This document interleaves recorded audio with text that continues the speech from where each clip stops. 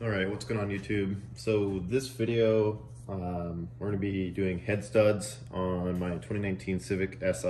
It's got the Earth Dreams 1.5 liter. We're not doing this the correct way, so I'm going to put a huge warning and disclaimer that what I'm going to be doing is showing that it is possible. People have done this, but you know, with varying rates of success. I think everyone that I've seen do it on this particular engine has done it successfully, from what I can tell, talking to people on forums and Facebook. But we're gonna be swapping out to head studs, which would be these guys, without pulling the head or disturbing the head gasket, hopefully. And so the strong warning I'm gonna urge you is that if you're looking into doing this, you know, it's at your own risk. So don't blame me, don't blame anyone on the forums, don't blame ARP. If something goes wrong, you know, you're doing this at your own risk, and I'm doing this at my own risk. I'm honestly not looking forward to this job. Number one, because it's kind of a pain to like pull the valve cover and everything, but secondly, because I'm opening up some risk here. What's the reason to do this? Well, on these engines, if you're doing tunes or aftermarket, when you're adding more boost, it's been found that you'll stretch head studs, and that's basically because your head is lifting under high pressures, and it's stretching those stock studs. They're weaker, they stretch, and then if it stretches enough, you'll actually blow the head gasket, and you know, it's usually between cylinders. From what I've seen, you lose some of that, or a cylinder in the water jacket passage. So I'm doing this as a preventative measure, hopefully to avoid that, with the understanding that, number one, if something goes wrong in this process, say like I broke a seal or whatever happens, you know, while changing these bolts, I'll be looking at a head gasket swap, which is kind of what I would have been running into eventually anyways. On this particular car, we have the flex fuel setup, so we're running ethanol, and with ethanol and the TSB stage 2 tune, I see up to 28 PSI at times. So I know I'm putting this head and the head studs, or the OEM bolts, through a lot. So yeah, I just wanted to provide this video. I know that there's been videos online about like people who have already blown their head gasket and then explained like what goes on in that scenario and then what you have to do with the head studs. This engine, from what I can tell, is that you end up pulling the whole engine out to do head gasket usually. I don't know, I haven't done it myself, and I haven't looked too much into replacing the head gasket, simply because I don't want to. That's why I'm going to try this. My fear is that eventually I'm going to lift the head and blow the gasket. So I'm doing this before anything bad happens. Again, like I said, this is your own risk. I've seen people do it. I just talked to a guy who did it about a year ago on his, and over that whole year with flex fuel, no issues. So it can be done. There's plenty of other videos on YouTube of people doing it on their diesels and older Civics where they're doing turbo builds where they'll actually just swap. One good video I saw was a guy with a BMW, like 6-cylinder or something, and he did it no problem. So what we're gonna do is obviously take the valve cover off, all the peripherals that are in the way, and then we'll be doing the single stud at a time method. I think that's the one I'm going to go for. I've been told people will like take them all off and just not disturb the head, and then put them all back on and do a torque sequence like how you would if you're doing them fresh. Let's say you just put it all together. In my mind, I think that causes more concern for me, because I would think you would disturb the gasket more likely. So I'm just going to go one at a time. So basically, I will follow the torque pattern, but I'm literally going to be pulling out number 1 bolt, replacing number 1 stud, and fully torquing down to the specified foot-pounds. I believe on this engine it's 60 foot-pounds. Once that's done, then move on the second one, and so on, and do the whole thing. That way, at least, if I'm loosening the head up here at number 1, it's a localized deflection of the head, theoretically. So like if you're letting pressure off that part of the head, you're keeping it in that area, and hopefully you're reseating it just fine without disturbing everything else. That's what I'm going to go for. So obviously this video, I'm not going to be able to give you guys like an immediate update for long term, but hopefully like once the car is running again and I'm like out and do some pulls with it, nothing happens, and I can at least report that for now. And if something does catastrophically happen later on, then like, I guess I could post another video.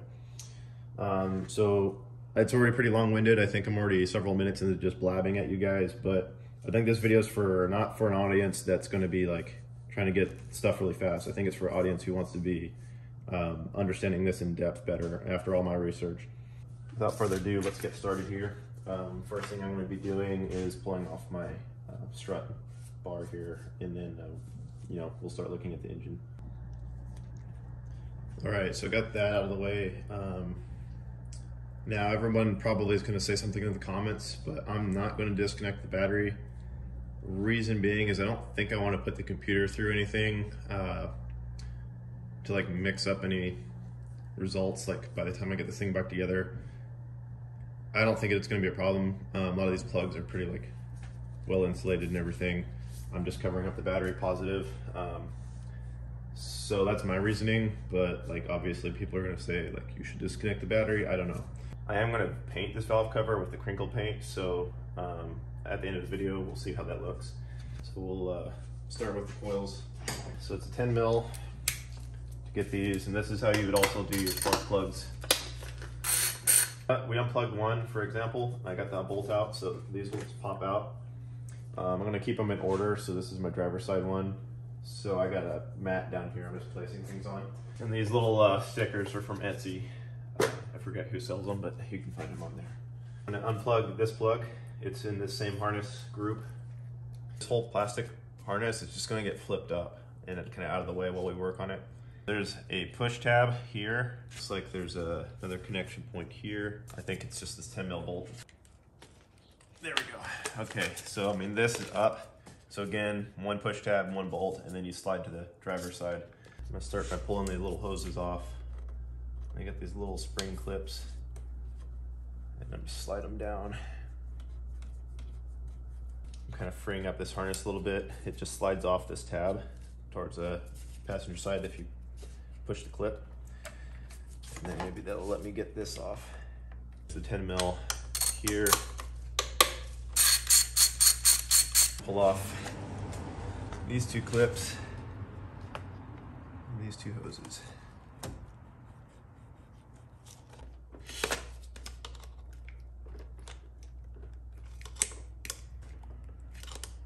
Those ones are a little harder, but they come off. And finally, this 10 mil bolt. I'll pull this hose.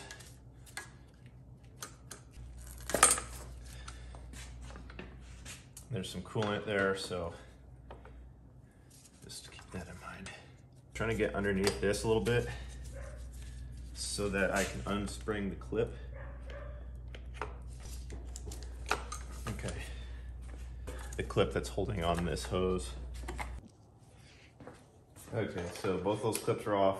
This rail comes off. I'm going to set it aside. We want to keep this harness out of the way, so I'm just going to use some long zip ties.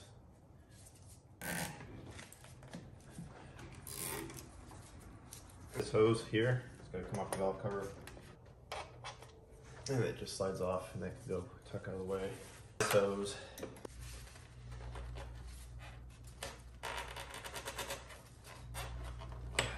Okay. That bolt, and there's a little bolt there. Well, nuts maybe, but anyways.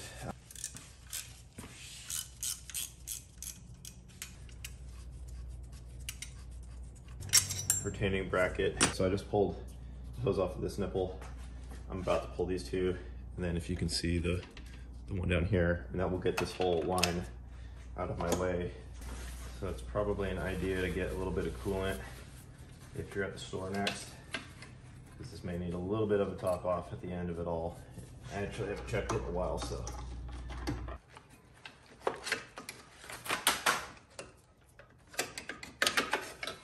So yeah, it is possible to snake it around. I was worrying actually just now if it would come out, but it did. Okay, so coolant lines are now out of the way.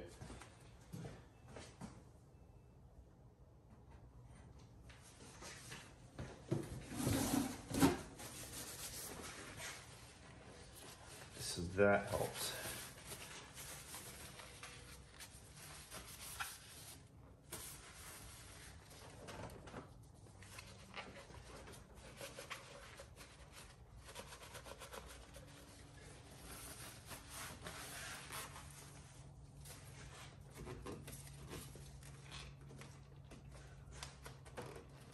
It'd be nice to get this guy off, but I can't seem to break free. There we go, maybe I got it.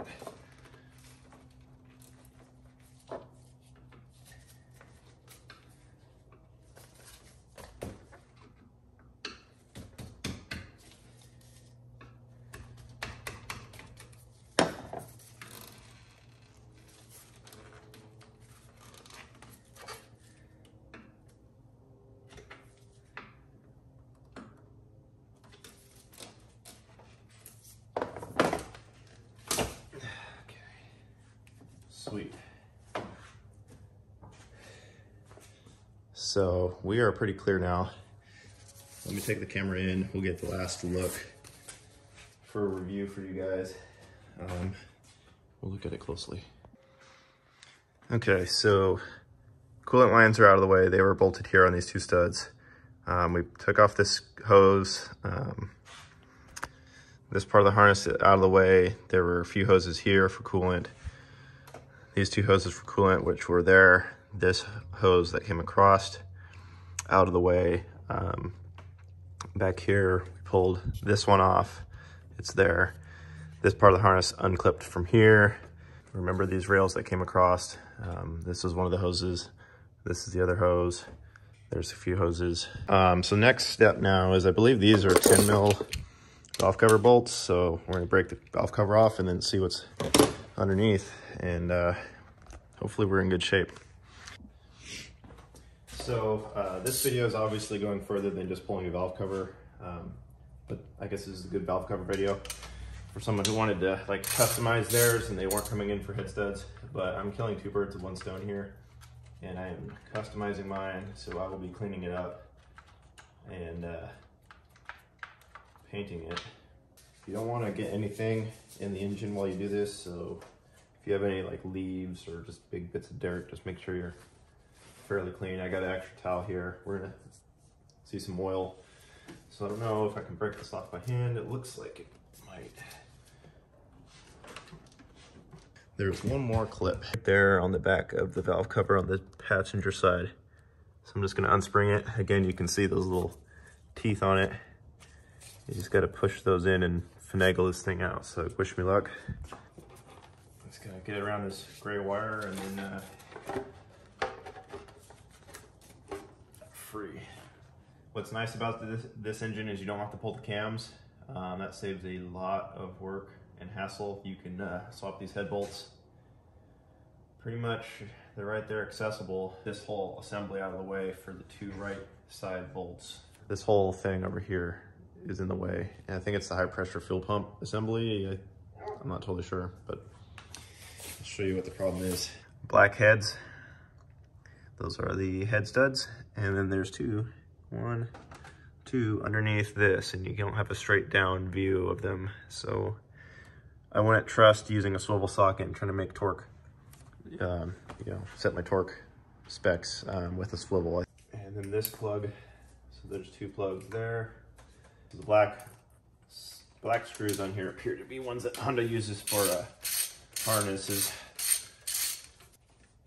And it matches this other one, so I'll keep them together. There's also, mine wasn't on very good, but there's a slide. So if you slide to the driver's side, this whole thing will come free. And it is tangling up with a million other items. Set of plugs right behind the inlet pipe here. So they're right along this stretch. I'm not unplugging this one because it's free floating. It originally was clipped on, but the harness for the ethanol kit comes in here and actually kind of like puts a piggyback on it. So the piggyback kind of floats around under the hood, but I coiled up the wires so it wouldn't be like flopping around. I'm going to start with this 10 mil. And there's another one on the back of it. So this clip, okay, it's two tabs you pull out to the side and then you can slide that off. If you press the tab there and then lift up, I think I'm going to remove this hose.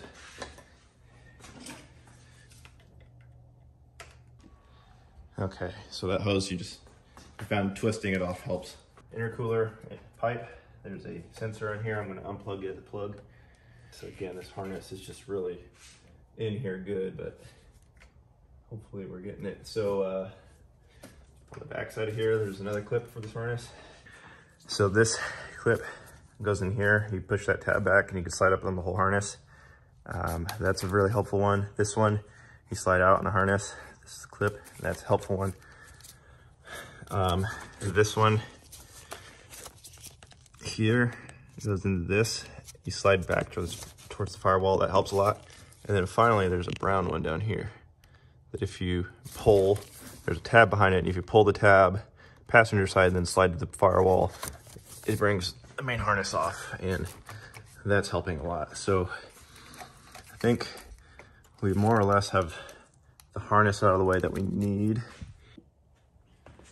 All right, so I'm choosing to pull this assembly off. It's just the, there's a 10 mil nut. I've just put the nut back on. I'm pulling this whole thing out. The elusive 12. Okay, it's a 12 millimeter. I think I'm gonna take that off. It also has two, what appear to be 10 mil bolts on the back side of it, kind of as you're going down towards the firewall. Got my swivel extension.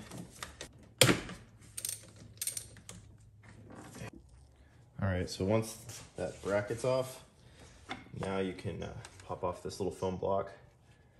So far on this project, all I've needed was a 12 mil and a 10 mil. That's gonna get your job done. Okay, bracket is free from that whole assembly. I think the next item is the high pressure fuel pump. It looks to be needing Allen keys. So it's a number 6 metric. I'm being very gentle on this because I don't know if marring the mating surface here is really bad. I'm trying to get this bolt, and this flange blocks it. The pump is hung up by that hard line right there. Okay, so I actually pried on the fuel pump a little more, and I actually got the pop out. It looks like there's like a spring inside there, and that gave me just enough room to pull this back bolt. I'm gonna pull the rest. I'm not totally clear of the housing, so that pump is still hanging up, but hopefully my idea of finagling this helps.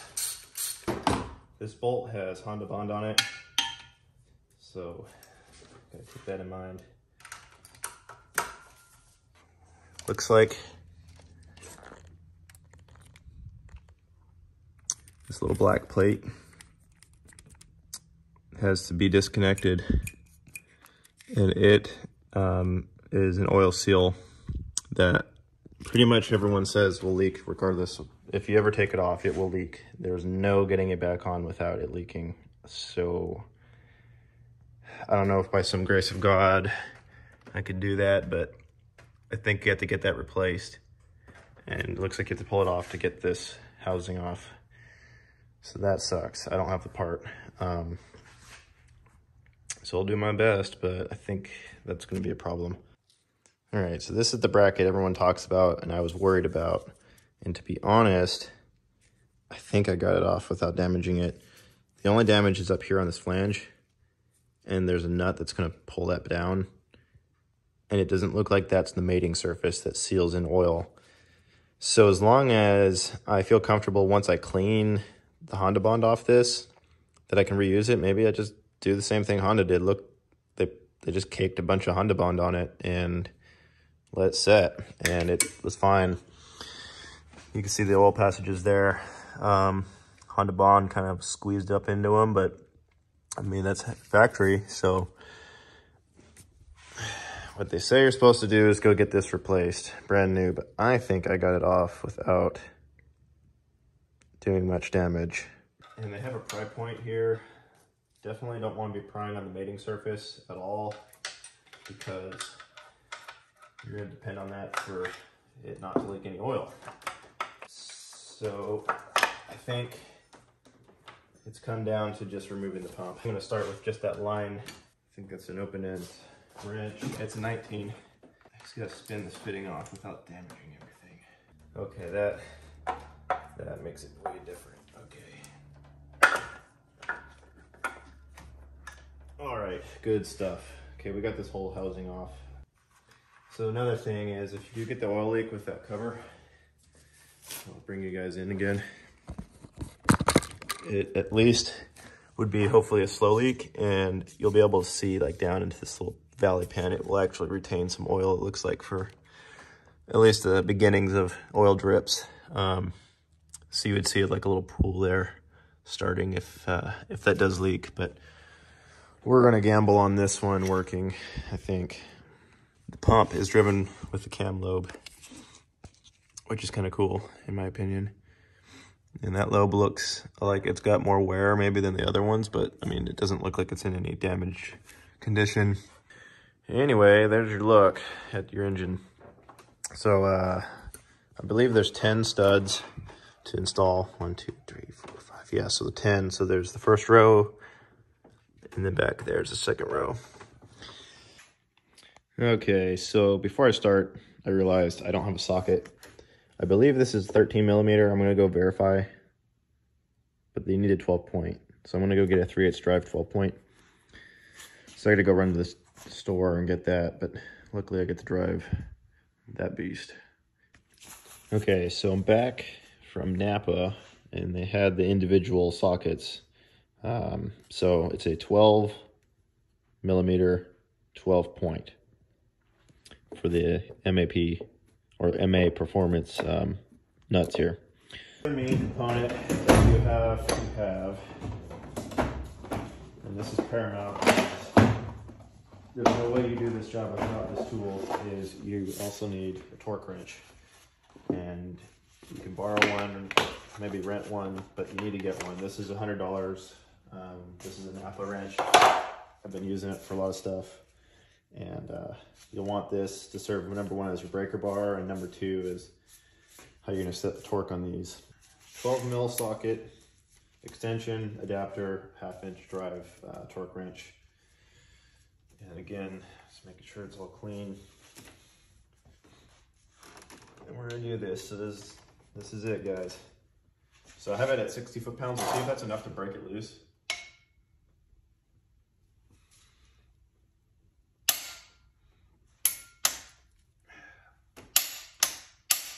Okay, so 60 foot-pounds is not getting it.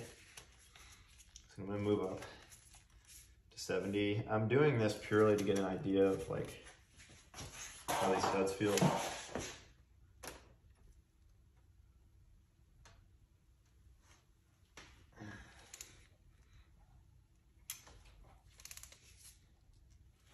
So another thing about this, I'm hearing things. I hope that's like not the head moving around too much, but so I'm loose. What you're gonna notice on these is they're not like regular bolts. Like you'll know when you break loose a bolt, it kind of snaps. On these, they're stretched. So actually there's like this really long duration, and you saw me do a few times there. There's a long duration of like resistance there. That's that bolt unstretching as you loosen it. So it's kind of a weird sensation.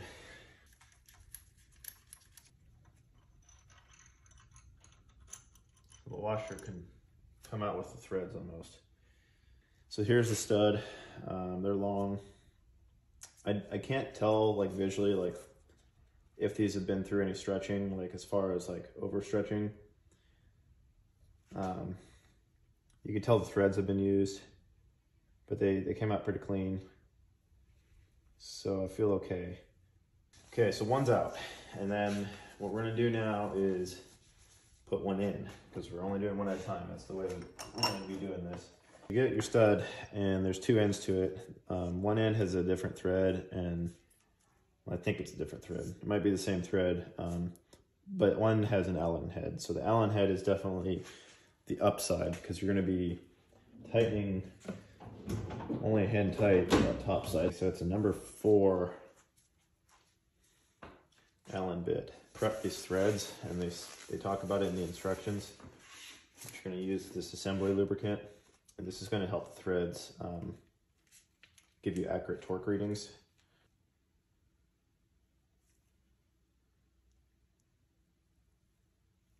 Okay, you don't need a ton, but you want to coat these threads. Your gloves should be fairly clean for this. We're not going to drop this down like a lead hammer. We're just going to slide it down slowly and start getting threads.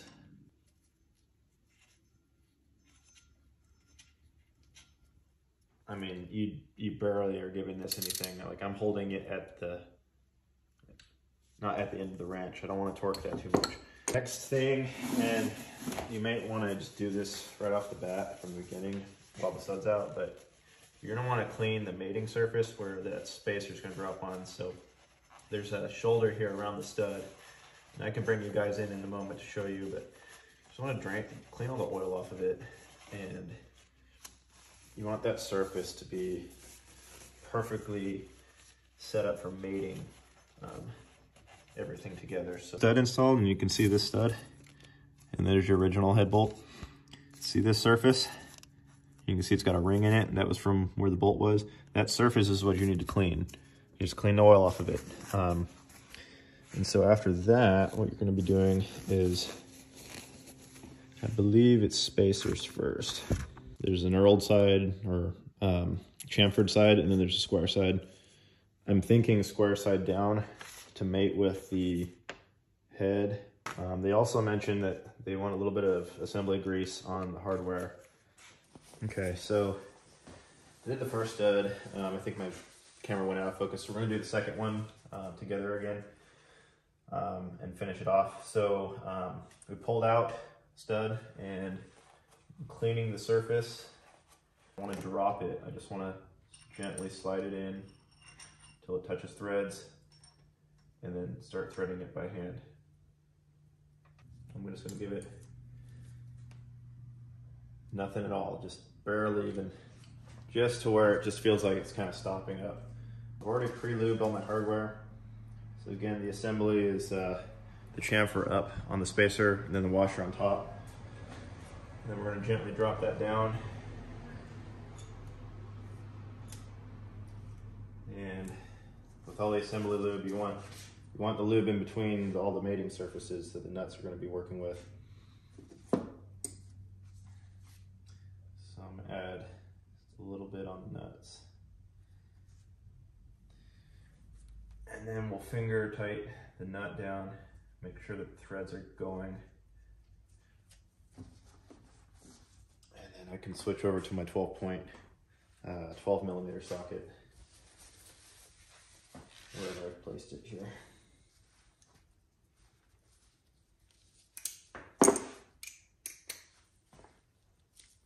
Okay. And I'll just get this down there by hand. So now we're putting the nut on top of everything. And we're snug down, and now we're going to begin the torque sequence. And all I'm doing is a 30 foot-pound and a 60 foot-pound step. So we'll set the torque wrench up for 30. You do this because, again, we're stretching the bolt. The brand new bolt's getting stretched. So it's going to have a constant kind of like tension to it, and it's not going to ever feel like you're seating a bolt.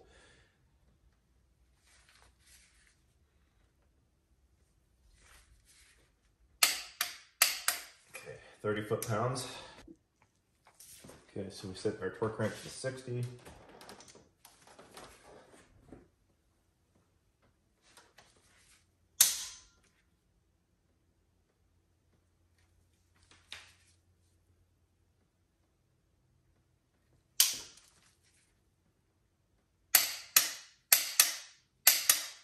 Okay, there's 60.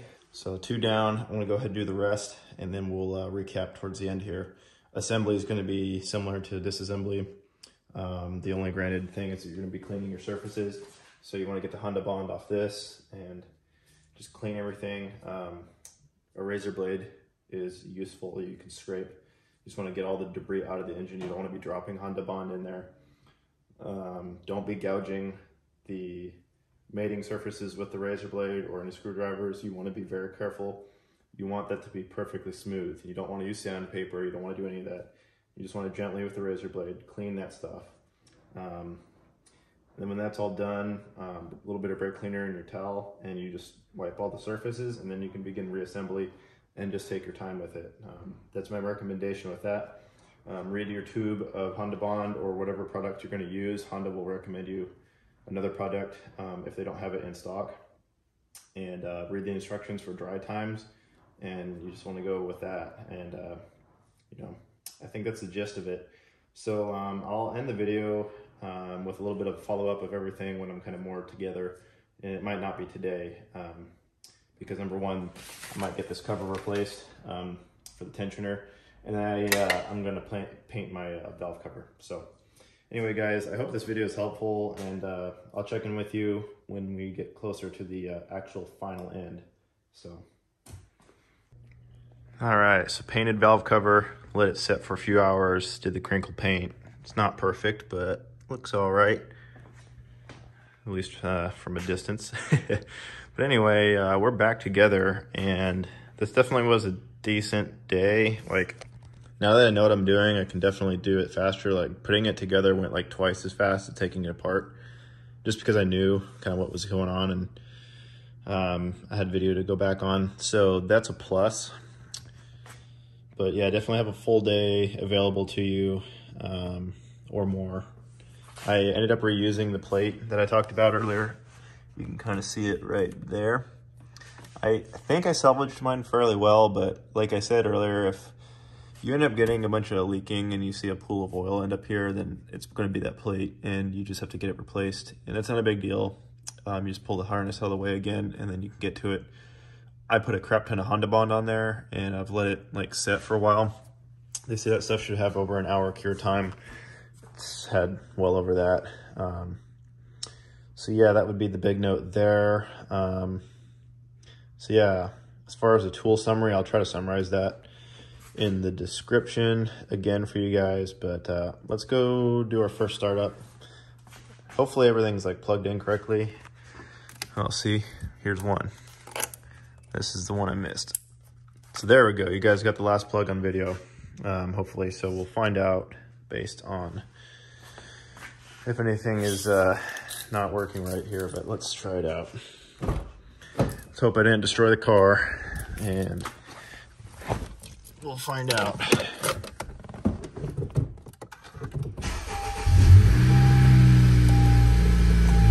So far, so good. Doors open. All right, so nothing popping up on screen. So I'm probably gonna let this thing warm up, get the K-Tuner app going. Let's get a visual under hood. All right, so first startup, and so far so good. Sounds just how it always does, really loud. Direct injection. It's coming down off the start idle.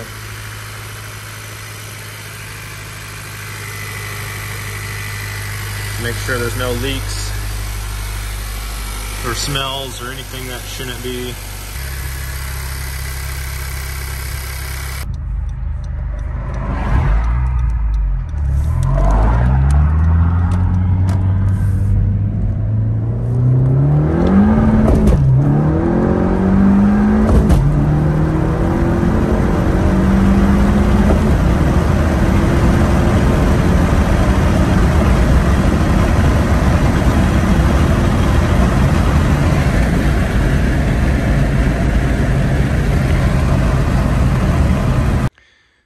Quick update, it's been 3 or 4 days. I've put about 120 miles on the car. Definitely been driving it pretty good, as you just saw in the last clip. And so far I can report everything is going well. So I'm going to conclude the video there. I hope you guys enjoyed that. If you want to see more Honda videos, then I can start doing more of that. My channel's obviously focused on Jeeps, and I need to get back on that. So anyway, thanks guys for watching. Hope this really helped everyone, and check me out on Instagram. It's my Jeep end base, and it's on the side of the Jeep. So that's where you'll see me post about my all the vehicles I work on. So all right, thanks again guys.